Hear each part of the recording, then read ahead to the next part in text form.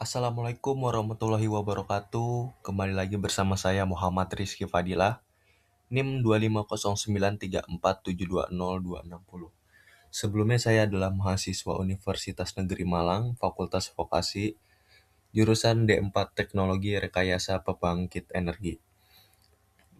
Hari ini kita akan membahas tentang uji hipotesis pada kelas probabilitas dan statistika. Sebelumnya kita sudah membahas tentang rentang keyakinan. Bagi teman-teman yang mungkin mau menonton videonya bisa klik link di deskripsi. Oke, tanpa berlama-lama kita lanjut. Apa itu uji hipotesis?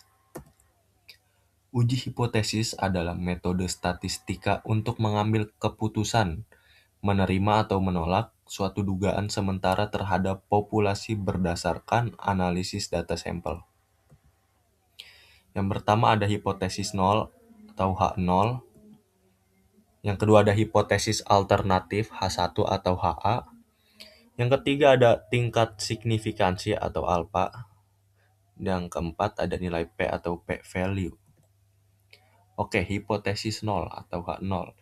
Pertanyaan dalam statistik yang mengasumsikan tidak ada perbedaan, tidak ada hubungan, atau tidak ada pengaruh antara variabel yang diteliti. Hipotesis alternatif H1 atau HA. Pertanyaan dalam statistika yang menunjukkan adanya hubungan, perbedaan, atau efek yang signifikan antara variabel berlawanan dengan hipotesis 0 atau H0. Selanjutnya ada tingkat signifikansi atau alfa, ambang batas probabilitas yang ditetapkan peneliti sebelum studi untuk menentukan seberapa kuat bukti sampel guna menolak hipotesis 0 atau H0. Yang terakhir ada nilai P atau P value, yaitu nilai probabilitas yang digunakan dalam pengujian hipotesis untuk mengukur seberapa signifikan hasil penelitian terhadap hipotesis 0 atau H0. Di sini kita ada sebuah studi kasus. Sebagai maintenance engineer di PLTU, Anda ingin mengoptimalkan sistem pendingin generator unit 3. Vendor menawarkan pelumas sintetis baru yang diklaim mampu menurunkan suhu operasional rata-rata bearing. Anda melakukan uji coba pelumas selama 5 hari berturut-turut pada kondisi beban puncak atau peak load yang sama, membandingkan suhu pelumas lama dan pelumas baru. Di sini kita ada data suhu dalam satuan derajat Celcius. Sebelumnya, hari pertama 75 derajat Celcius, sesudahnya turun menjadi 73 derajat Celcius. Lalu hari kedua 76 derajat Celcius turun menjadi 74 derajat Celcius. Hari ketiga 77 derajat Celcius turun menjadi 75 derajat Celcius. Hari keempat 74 derajat Celcius turun menjadi 72 derajat Celcius. Dan hari kelima, yang terakhir, 75 derajat Celcius turun menjadi 74 derajat Celcius. Pertanyaannya, buktikan secara statistik menggunakan uji hipotesis one-tailed pair test dengan tingkat signifikansi A sama dengan 0,05. Benar nggak sih pelumas baru ini menurunin suhu secara signifikan atau cuma kebetulan doang? Oke, kita ada data pengujian. Ya, ini hari pertama, yaitu sebelumnya 75 derajat Celcius, suhu sesudahnya menjadi 73 derajat Celcius. Hari pertama sampai hari keempat selisihnya yaitu 2, dan hari kelima 75 derajat Celcius, suhu sesudahnya 74 derajat Celcius, selisihnya 1.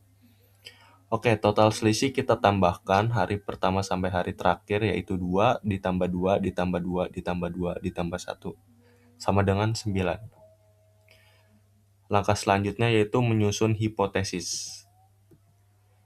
H0 atau hipotesis 0, tidak ada perbedaan suhu yang signifikan antara pelumas lama dan baru. Mu1 sama dengan Mu2. H1 atau hipotesis alternatif, yaitu pelumas baru secara signifikan menurunkan suhu rata-rata bearing. Mu1 lebih dari Mu2. Uji yang digunakan adalah one-tailed pair test.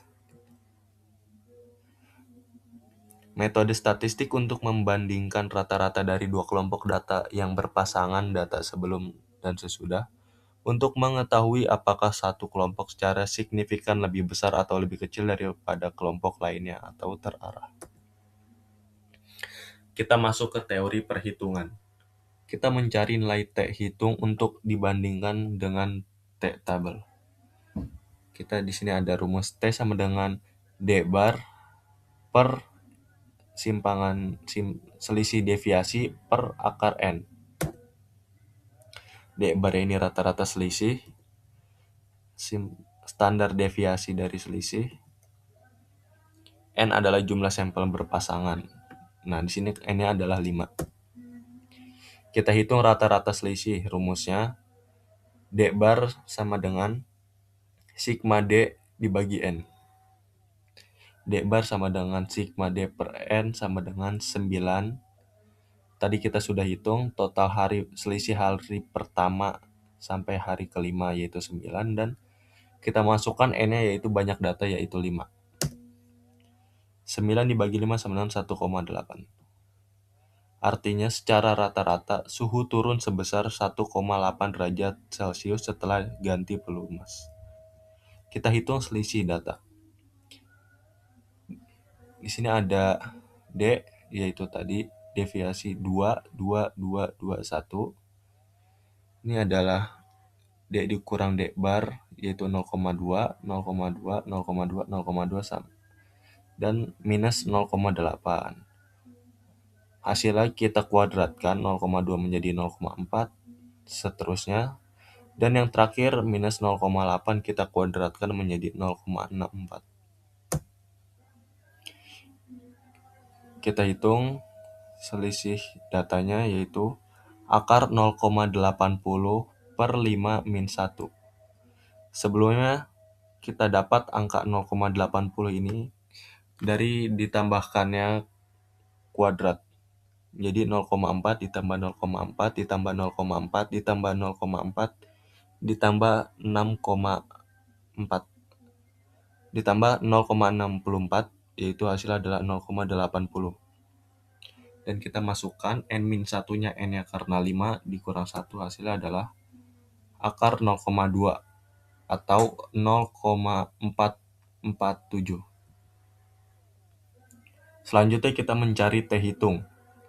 T sama dengan D bar per selisih data dibagi akar N. T stat sama dengan 1,8 dibagi 0,447 dibagi akar 5. Hasilnya sama dengan 1,8 dibagi 0,2 sama dengan 9,0. Kita mendapatkan nilai T hitung sebesar 9,0.